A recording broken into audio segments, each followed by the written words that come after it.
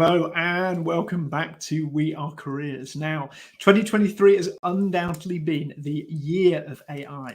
But as the dust starts to settle on a year where generative artificial intelligence has made itself known in a big way, what does this all mean for the career development sector moving forward?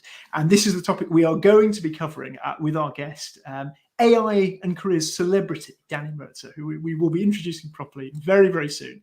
For those of you who are joining us for the first time, welcome. This is the We Are Careers Show, your fortnightly snippet of CPD for career development professionals, both in the UK and beyond, internationally as well. For those of you who've not met me before, my name is Chris Webb. I'm a higher education careers professional and RCDP with the Career Development Institute. And I'm joined, as always, by my fantastic co-host, Sabiha. So, Sabiha, how are we doing today? Having a nice kind of middle of the week so far. Oh, thanks for that warm introduction, Chris, and welcome you lovely viewers as well. We've got a really exciting guest for you today that's going to be talking about, as Chris mentioned, a really sort of on-point topical subject that we're going to sort of delve into and explore with you and our guests today. So make sure that you stay tuned right till the end. But also as well, before I answer Chris's question, I've got a request that I want to make to you lovely viewers, and that is that we need your support. And how we need your support is we need you to start pressing that follow button or that subscribe button, depending upon what platform you're watching us on, so that we can grow and expand not only the topics that we talk about, but also as well get even more amazing guests for you so that we can really enhance not only for ourselves, but also for the wider community, our sort of kind of continuous professional development. So if you haven't already, maybe perhaps you're watching for the first time and you're kind of not sure whether or not this show is going to be for you, well then stay tuned to the end and let us help you sort of figure out whether or not this is going to become one of your regular CPD pieces of content. And for those of our regular viewers, welcome, welcome, welcome. It's great to have you here. Join in the chat bot. Let us know what part of the world or the UK are you watching us from today. We always love to hear from you, and hit that subscribe button. Now, as Chris mentioned, we've got a great topic today where we're going to be exploring about what has AI meant for career development professionals in terms of our work, and what might change regard to the service of how we support our clients moving forward. Now, you can join in, share your views in the conversation by using the chat box. So, make sure that you, get your fingers ready to start typing your comments, feedback, ideas, inspiration. And again, if you don't agree with what we're saying, let us know. Join in the conversation. I'm doing really great. I have just been, the sun is shining here where I am today, so I'm just making the most of this winter sun. Now, as always, with different parts of the show, and towards the end of the program, we talk about the latest sort of news stories, including CDI updates, as well as what's happening in the wider industry. And there's a whole host of sort of topics and stories, newsworthy stories that we're going to be sharing with you, so stay tuned till the end. Now, for those of you that don't know me, I'm known as Meet Sabiha. I work internationally, helping young professionals get unstuck and get back into the career flow without the stress. I also happen to be the creator of the I'm Driving Career Coaching Program, where I work with international coaches to help create even more transformative and more powerful career coaching interactions without wasting time on resources and tools that don't work. Now, drop in the chat already, because I'd love to hear, before we sort of kind of introduce our guests, what AI tools are you currently using or that you've used in the last 9 months? That question is what AI tools have you been using in the last 9 months? Careers Cheers time. Each show, we like to celebrate our fellow career professional who is doing amazing, impactful work in their own space. And so we like to take some time to really celebrate the good practice that is happening. So, Chris, who are we celebrating in today's Careers Cheers? Yes, thanks, Sabiha. So I've got a bit of a long list today. So we're going to try and keep it quick because we've got loads to discuss with Danny. But first thing, as always, is just to kind of remind people, if you're a CDI member and you've not yet checked out the CDI Facebook community of practice, do have a look at it. It's an absolutely brilliant online community. Now kind of must be approaching about sort of 1,500 plus members. And you've got that kind of almost collective hive mind for any sort of career development related questions as a practitioner that you might want to get answers to. So do check that out if you haven't seen it already. And I guess kind of as part of that, what you'll see within the kind of community of practice are some of the hashtags that get shared. So things like careers impact, where we're sharing stories of the impact that we make with clients that again can be used as part of the way to promote and raise awareness of what's going on in the sector. And also the Reflect Back Friday, which again is looking at kind of taking that time that we don't always do to think about what's been happening kind of in our careers practice, how might that inform and kind of celebrate the work that we've been doing. So do check that out, the Facebook community of practice, if you haven't come across it.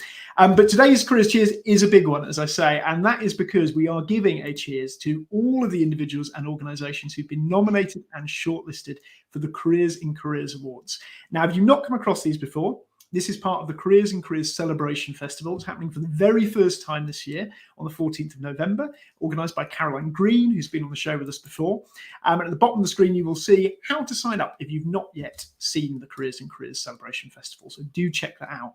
But yes, our kind of careers cheers are to all of these individuals and organisations who've been nominated and shortlisted. I'm going to read them out rapid fire, and I'm going to start with none other than our guest today, Danny Mirza, who is on the list. I've just seen his name pop up on the list. So congratulations, Danny. Fantastic nomination, recognition of the work you've been doing, which is brilliant.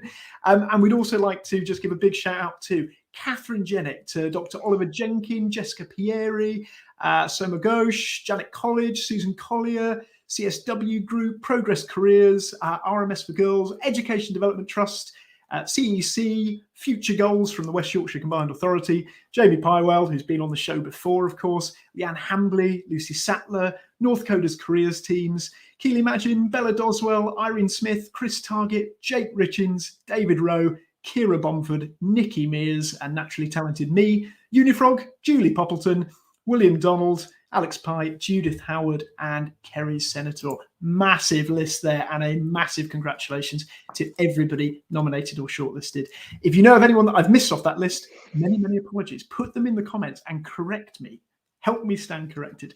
But a big congratulations to all of those. My name's also in there as well. I forgot to mention that, but I don't like I don't like to mention that. But yeah, big congratulations to everyone that's in there, and a massive, again, congratulations to Caroline for putting together the Celebration Festival. And those are our Careers Cheers for the week. Wow.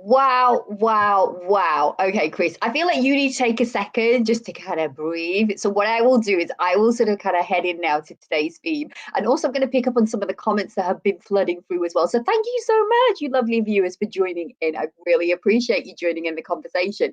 Lots of people saying, answering the question, ChatGPT obviously being one of the most popular ones that seems to be being mentioned, that you're lucky joining because Danny's going to be exploring this and he's going to giving us some tips and some hacks of how best we can use and things that he's learned along the journey as well. And I'm seeing a few different unusual ones named as well, actually, which I always like to hear about. You know, we've got here Morrisby, Huxley and ChatGPT that are being mentioned, people celebrating with us, Facebook users saying well done to the nominations, well done to the list. Caroline Green deserves a special mention for all her incredible work on the conference. Yep, so we've definitely got some fans. Alistair here, haven't really dabbled with ChatGPT. Oh, so this is a great place for us to actually get started in, because maybe perhaps like Alistair, you're hearing these names about AI, but you're really not sure how that fits in with your practice and, you know, what that would look like with, you know, how you're going to use it in your sort of kind of daily practice. So Danny, welcome. Now, before we get into the subject matter, for anybody who's not heard of you, not come into contact with the work that you do, can you share with our audience a little bit about sort of who you are, what work you're doing, and, you know, what's got you so sort of pumped up around the AI sort of space? Perfect. Thank you very much. Hello, guys. I won't waste much time in my introduction because the topic is very, very important. I'm Danny Mirza. I'm originally from Pakistan, a former international student in the UK, and now have been working in careers and employability for the past 4 years. Have been working for Lancaster, Glasgow Caledonian, London South Bank, Northampton, and now Coventry University, London. I've been an officer, I've been a consultant, I've been a careers manager, and now like the lead consultant managing the careers team for Coventry University London campuses. So been there in all these positions. So basically have dealt with a lot of students in my short career, but very eventful career. And ChatGPT and a generative AI, I've been using it since the time it became public. So November last year, when it first was available and I consider myself to be a tech savvy person. Any technology that comes in, I'm like, I need to try that, because I am certain for one thing: students try new things. So we should try new things with the same pace and enthusiasm that they have. So that's me. And I've been experimenting with AI, all sorts of AI tools, which we will talk about later in the session. But that's me, an AI enthusiast. And now I've been training other universities and our peers and careers on different AI tools. So that's me, Danny. Thanks, Danny. You are the master now of the kind of concise introduction. You've done it so many times now. And I think as Sabiha said, and you mentioned as well, obviously AI, it's a huge topic. We've got to start somewhere. And I suppose the first thing we wanted to talk about over that course, as Sabiha has mentioned, of kind of 9 months where it's really been a bit more mainstream and people have been using it, is what is that impact that we've seen so far? So I guess kind of both from your experience of using those tools like ChatGPT, and I guess from what you've seen across the sector in terms of how it's starting to be used within career development work more broadly. Lovely. It's a very broad question. I'll try and answer it concisely. Basically, when it first started, everyone thought, except for me and a lot of people who were tech enthusiasts, that it's not a fad. People knew the importance it would have in the industry, because there are two kinds of people in the world, in the career sector, I believe. There is one set of people who hate AI because they haven't used it. And the other sector is basically people who love it because they have used it once. So whoever have used it once knows the value of it and knows the problems with it as well. Like all technology, nothing is perfect, right? Technology is there to help us do our job better. Simple as that. So when I first started, I think 9 months ago, people were thinking it's a fad, it would go away. They were reluctant to, experiment with it. But now, over the course of 9 months, I think people are starting to see the value in it, because they see the clientele using it. So the students, the customers, the people we help in our everyday job, they are using it on an everyday basis right now. Might not be using ChatGPT, but there are so many other versions of large language models that they use for, and it's a long debate. They could be using for academic stuff, for career development. I think you can't stop people using technology in today's world, whether it's Google, the Grammarly was already there. People have been using Grammarly and stuff. Even Grammarly has now improved their version of helping people write and correct their grammar. So we weren't worried about that. But the same thing, we shouldn't be worried about this either. It's just a new technology. All we need to help students is to get to know it, to use well, basically, and that's where we are. If the question is around, is it a friend or a foe? If that's the question, I think for me, it's 100%. It's a friend. And just like any technology can be a foe if it goes into the wrong hands or people do not know how to use it well. So that's where I stand. It's definitely 100% a friend that I so need. Yeah, and I think that's a really good point, particularly around the fact that, like any technology, we'd probably be advising the same things. It's kind of made me laugh sometimes when we talk about information literacy. We'd probably advise similar things with Google when we're talking about don't take something as granted just because you've kind of read it online. But I think a lot of careers professionals I've talked to, that the real interest now is kind of coming into that practical application. How are we actually using this to maybe solve problems as part of our career development work? So I appreciate we've got a short amount of time today, Danny, but it'd be really interesting just to hear for kind of our viewers some of the different ways you've kind of actually been using it within your career development practice, and what you found, I guess, has been particularly effective, and with the feedback from students you mentioned before as well. Perfecto. I think I'll basically, the reason that after using it for 9 months and 10 months now, I saw the problems the career services are plagued with. They have problems with the limitation of responsibility, because our careers people, we do a lot of job. We have case workload of students we want to help, but we do a lot of paperwork. We do a lot of work from scratch. We spend a lot of time doing the same redundant admin work. So that's where it has helped me a lot. And all the people that I worked with helped me a lot. For example, from writing workshop plans, writing the whole timeline of any event that you want to do. For example, subject plans, faculty plans. We used to write those 5 to 6 pages of faculty plans, which I used to hate. I was like, oh no, I don't want to write them. But now I'm like, hello, manager, how many do you want? I can give you 5 or 6 of them. All of them would be very different. So how many do you want? So these things, these basic things we used to do, but I'm a procrastinator. I was like, oh, I need to write a report now. I've done amazing work with my students. Why do I have to report it now? All of a sudden, now I love reporting. If you didn't like reporting, you didn't like the paperwork involved with your work, now you will love that paperwork, because now the paperwork looks so fancy and so easy to make. So the limitation of responsibility, that we have a lot of responsibilities, but our primary responsibility was to help the client, the student. But at times we were so bogged down with the admin work, we didn't get the time for quality interactions. So that's where I saw it saved me time, so that I can spend time having quality interactions with hard to reach students. So that's one of the biggest things I've seen. Then in terms of scalability, I'm that person. I'm very energetic. I want to help everyone. We work in institutions which has thousands of students, but I think the staff to student ratio with regards to career services is not that great. We are not the main stuff that the university does. We are not teachers, we're not academics. So the university might have like 5 to 6 or 10 huge services, would have 15, 20 careers consultants, but that's it. That's still not a very high number.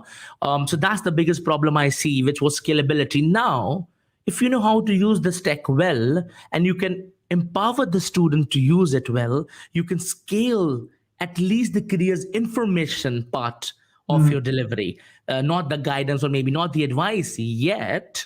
I will come back to this, but the careers information part of it.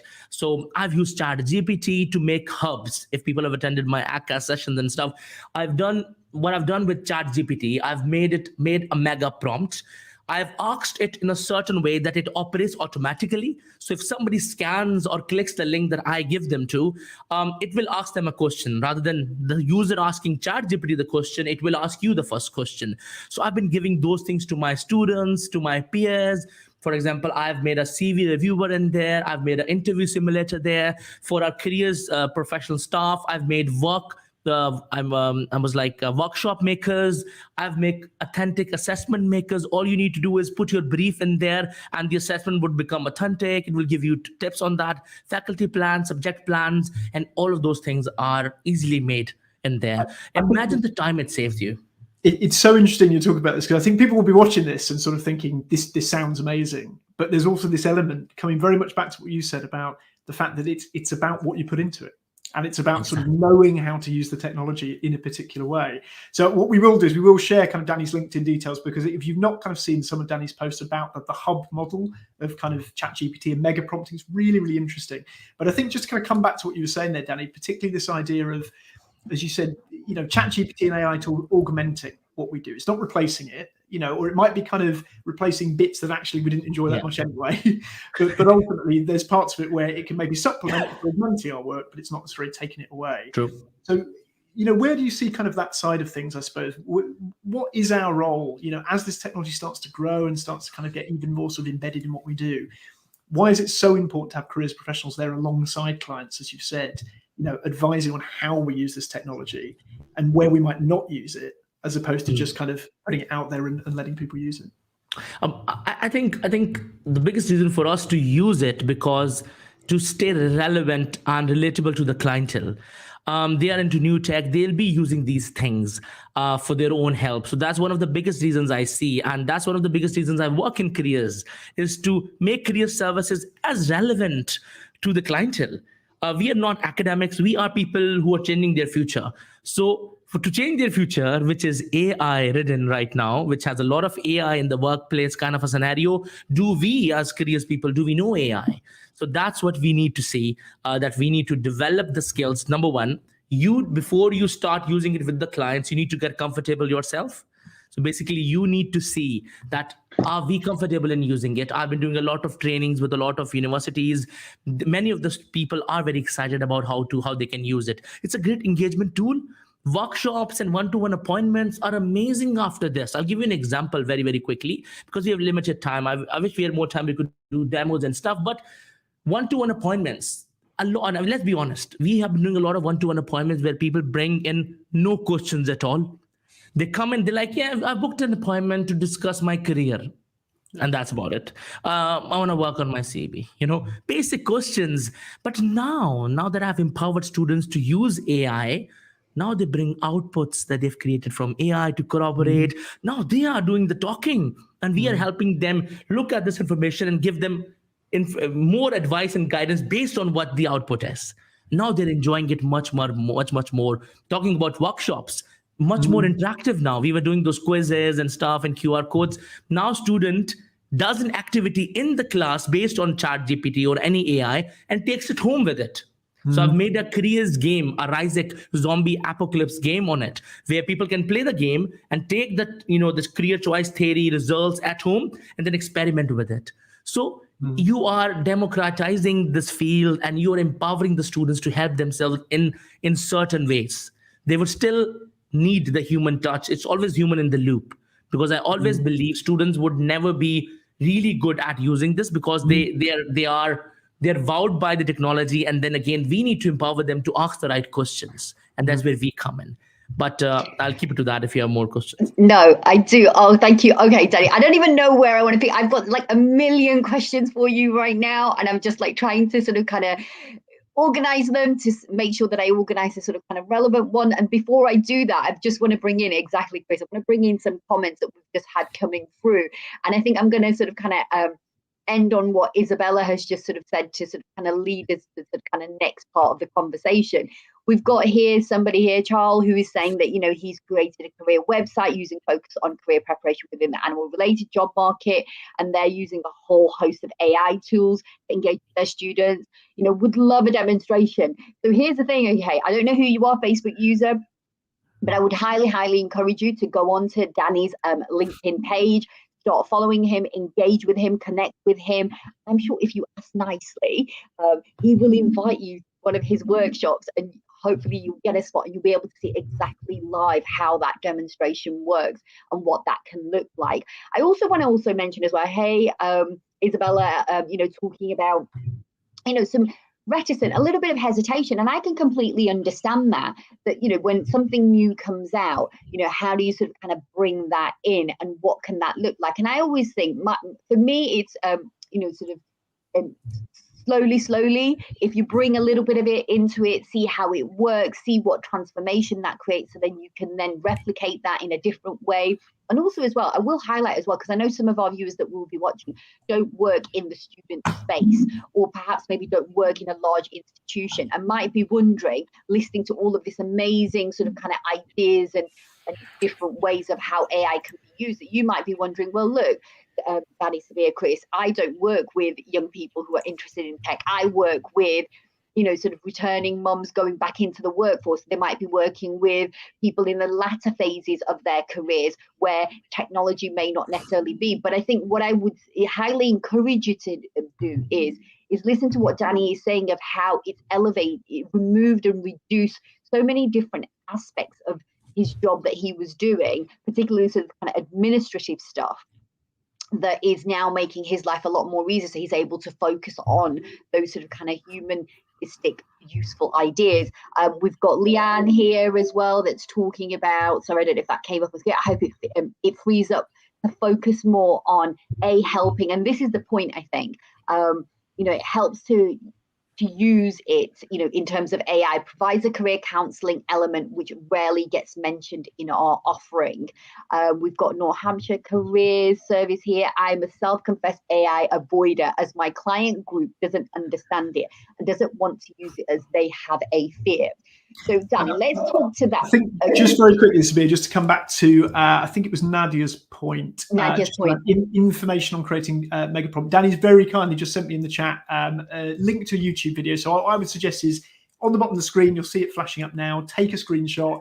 That's the YouTube link, and that is from a recent webinar that Danny was involved in, where it shows you how that kind of mega prompt approach works. So to really do have a look at it, it's once you get your head around it, it's very intuitive. And I think kind of to come back to sort of Debbie's comment there about, being an AI avoider, there's kind of two elements to this. I think one that Danny's mentioned about actually kind of making our lives simpler, but the other side is that idea of actually, as careers professionals, we kind of need to know how it's impacting other industries.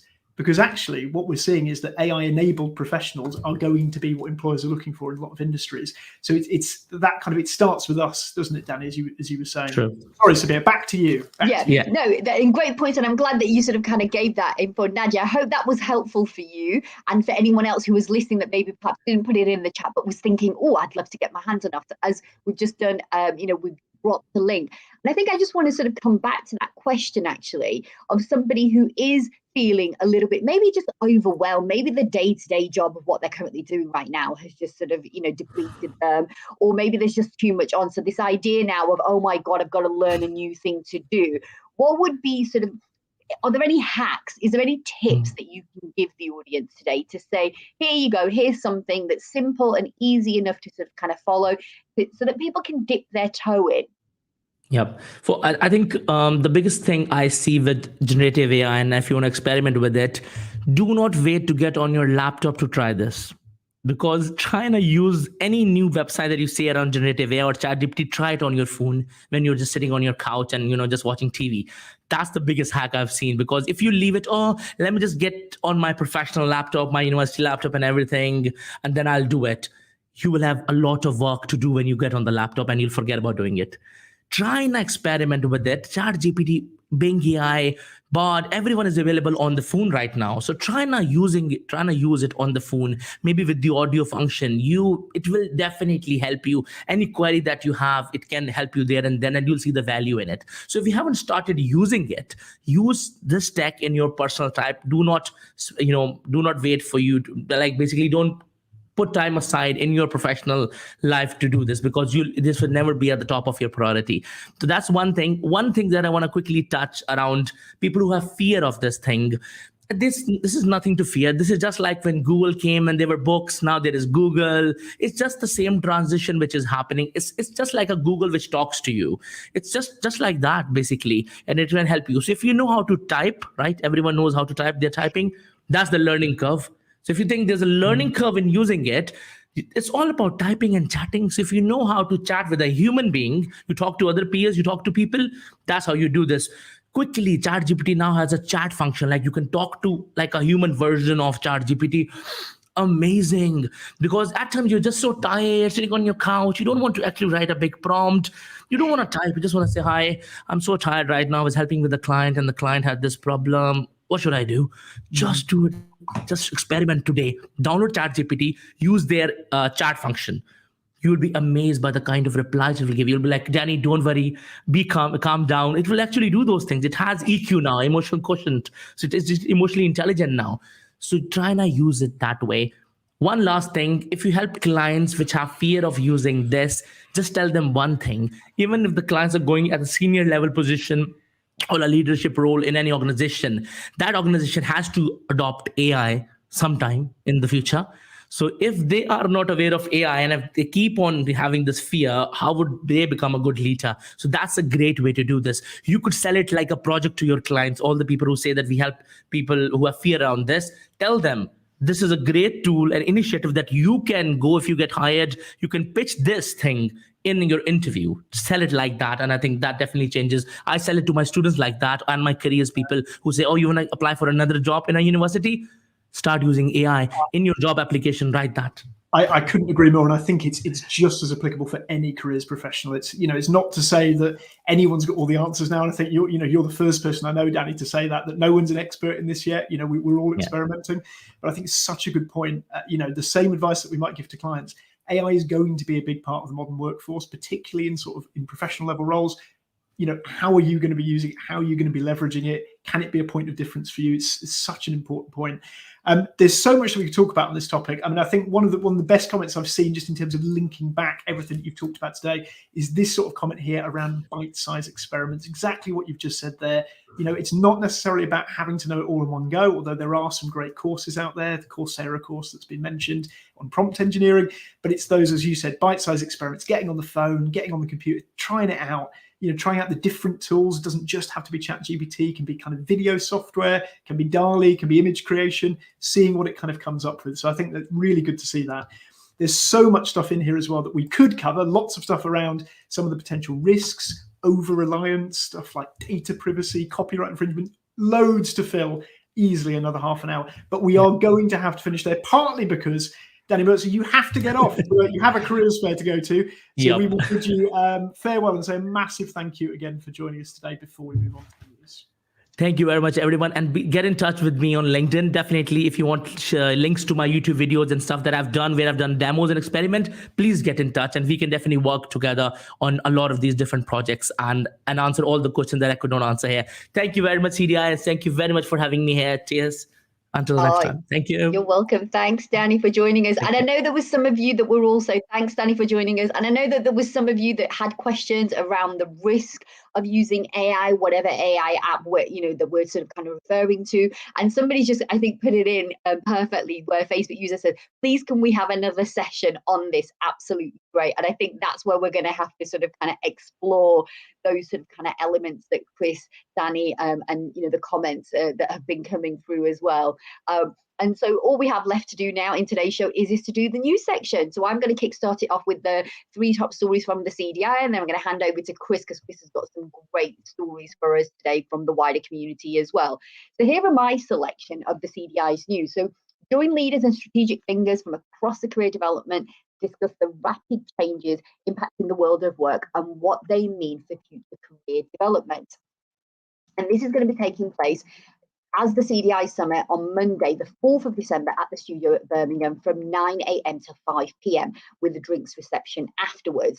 There are some amazing keynote speakers, as well as sort of other speakers and workshops that are going to be taking place.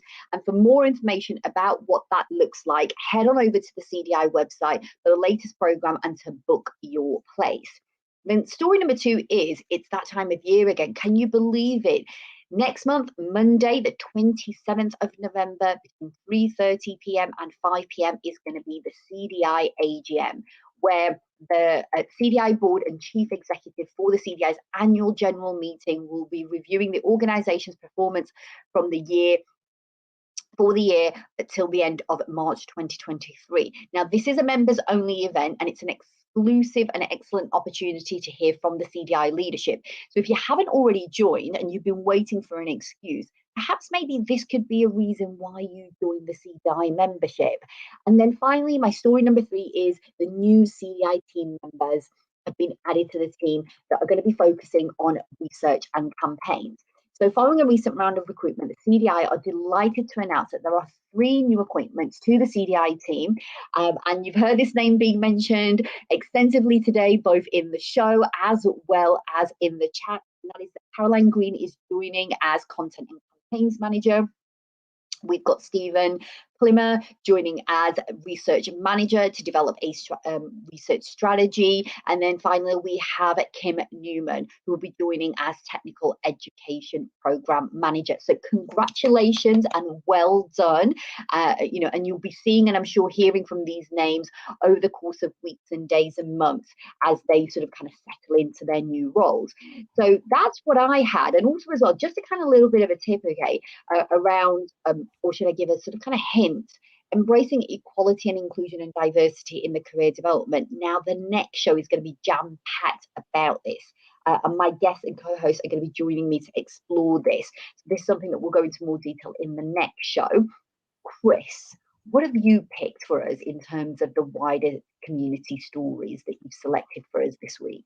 Yeah, thanks, Sabiha. So we're going to start keeping along that kind of AI theme. So colleagues may have kind of seen online over the past week a news story about the Department for Education and this kind of hackathon that they're setting up with a range of multi-academy trusts, so schools kind of across England. And the idea behind this is they're looking at, what could AI be used for to help, I guess, increase efficiencies in areas like careers advice, which they've named, writing EHCP plans, these sort of things. It seems to be a kind of fairly standard sort of government response. Let's throw money at one supplier. Let's come up with a solution to what is ultimately a very complex problem. So it is something that is really worth keeping an eye out for. And it's quite a kind of closed case study. So it'd be interesting to see how it develops, particularly as careers advice is specifically mentioned. If you're interested in hearing a little bit more about kind of AI in schools specifically, do check out Teachers Talk Radio tonight. I'm actually going to be on there as well as Janet College. Janet's going to be talking about Ofsted. I'm going to be talking all about AI and career development work, and essentially why AI can't replace the role of a qualified careers professional. So do check that out if you've not kind of come across it before on Twitter. Our second story about careers and connectivities. This is a really nice initiative from Anthony Adams. It's basically a partnership between Anthony's company Careers Calendar and a range of sort of industry bodies to do the telecom sector. But it's just a really, really nice example of where you've got industry that's struggling to recruit, partnering with a very progressive kind of careers professional who says, this is how I can help you get out to a wider audience. So great kind of example of sort of career development sector and industry partnering. Do check that out. I think it's a really nice case study. And then finally, a bit of a heads up. We've got kind of a secret special that we've kind of been keeping under our hats. So National Mentoring Day 2023 is next Friday, the 27th of October. And we are going to have a one-off We Are Careers special all about mentoring, featuring myself, Sabiha, Rosemary McLean, and another guest as well. So do keep a lookout for that. We'll be promoting that from Monday, this Monday coming. And it's all about National Mentoring Day. So do keep your eyes peeled on our social channels for that. But that really takes us very nicely up to the end of the episode. As Sabiha has mentioned, we've got a very special episode next time around on Wednesday, the 1st of November at the usual time of 12 o'clock. I am absent for that week, so I'm being replaced by special guest co-host, CDI Chief Executive David Morgan, and we also have a very special guest, Ifsa Shakur, back again, I think for the hat trick of appearances on We Are Careers. And as Sabiha mentioned, it's going to be all around that equity, diversity and inclusion piece. So please do join us then. We really look forward to seeing you, and have a great fortnight in the meantime. Take care. Thanks for watching.